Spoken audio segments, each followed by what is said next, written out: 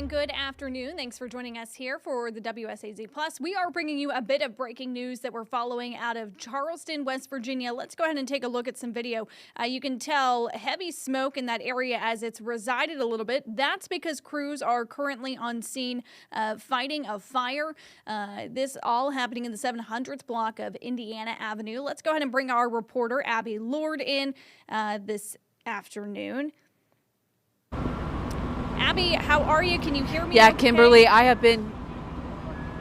Yeah, go ahead and give us the very latest. I have been here since about 12:30 here, and I'm gonna. If you can see this, smoke is right behind me, and you can hear it. But I'm gonna be joined here by Captain David Hodges with the Charleston Fire Department, and I was just wondering, can you give me any information of what's going on here?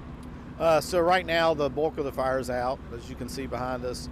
The fire's been somewhat complicated to us. There was a fire appeared to start down low in the structure. As you can see, it spread rapidly to the roof, and that was in part by the construction type of the building that we're dealing with. So the crews are now trying to pull the hot spots, and just overall safety is our concern. Right now, there's a lot of collapse hazards with the building.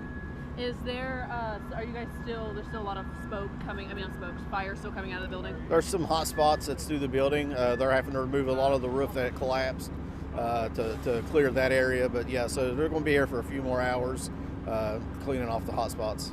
And so then, any injuries so far? Any person? No injuries to firefighters or tenants. Unfortunately, there was one pet that did succumb to the fire.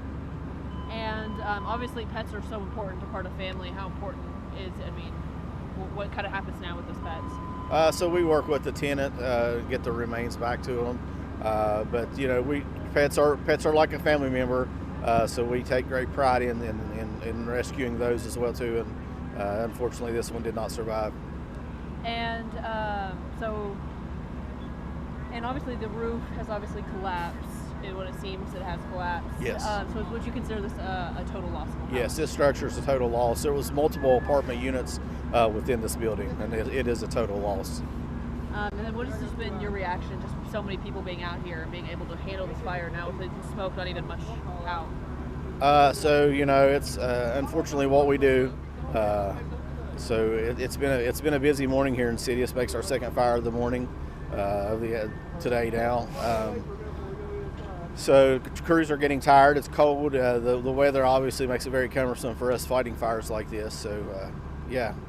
And so how many people lived here? Do we kind of know, have kind of an idea? I don't have the number of occupants that was actually living here at the time. I think there was one apartment that was vacant, and I think there was 3 total apartments. And just how important, is it harder to fight fires in the cold versus, let's say, the winter? During the summer because of water hydrants are frozen? Not necessarily in this case. The hydrants aren't frozen today. However, our hand lines, as you see, they're laying in the ground in the snow and ice. They freeze up very rapidly. The slip and fall hazards, the more the work becomes whenever we start breaking down the equipment, you got to work very quickly so it doesn't freeze to the ground. Is this one of the worst fires that you've seen in a while, or is this? The damage for here in the city, yes, it's a little more than we usually see. So yeah. And if you don't mind, would you know what the total damage is, or is it just to the roof, to the house, or just? It appears all the apartments have, the ones that didn't have fire damage has severe water and smoke damage. And so do you know how many apartments were here? Just 4? I believe there were 3. 3, okay. And then, do you know the cause or how this started? We have 2 fire marshals here from the city. They'll be doing their investigation as soon as the hot spots are cleared out, but their investigation's already underway, talking to tenants. Anything else? That would be it.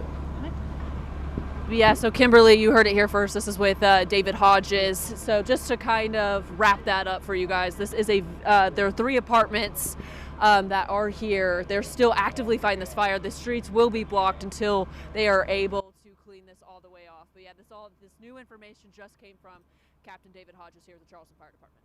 All right. Thank you, Abby, very much for that report. So you heard Abby mention, obviously this was a big fire. Unfortunately, and I want to make sure that I heard this correctly, Abby, while I have you here, Captain David Hodges telling us that one pet did die in that fire. Is that correct? That is correct.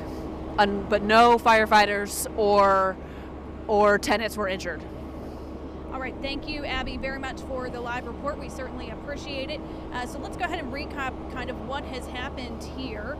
You can tell that Charleston firefighters were called to the 700th block of Indiana Avenue just around noon today for a fire that broke out at a building that houses several apartments.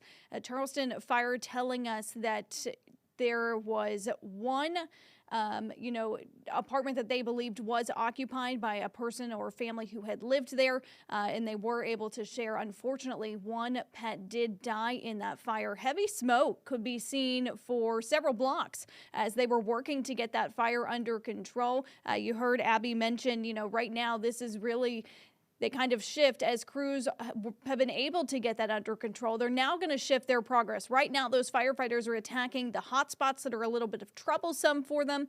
He said, you heard mention Captain David Hodges mentioned this is now their second fire that they've responded to today.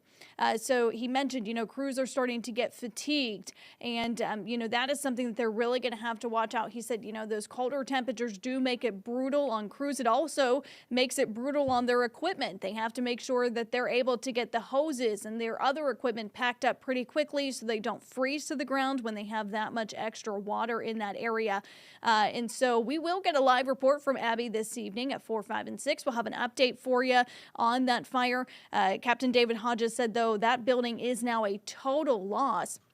He mentioned part of the roof had collapsed, and you can see in that video as you're able to see there, large amount of response from firefighters today. They said, there is a little bit of concern, though, about the structural integrity because of where that partial roof collapsed. He said that's really another thing that we've got to keep our eye on. So crews are still working to get this fire under control. It's most out for the most part, but now their main attention is being focused on those hot spots.